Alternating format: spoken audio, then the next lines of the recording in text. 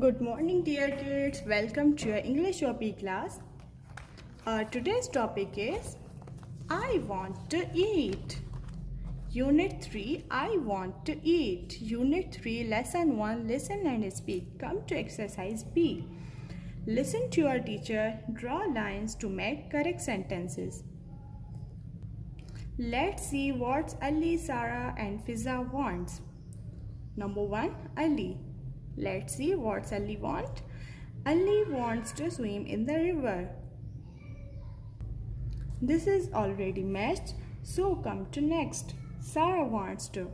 Now kids, Sarah is thirsty, so she wants to drink some water. So we match Sarah wants to drink some water. Number 3 Fiza. Fiza is crying because she wants to go home. So we match Fiza wants to go home. Kids, let's read food's name. Mangoes, meat, beans, bananas, water, orange juice, sweets, milk, eggs, cola, ice cream.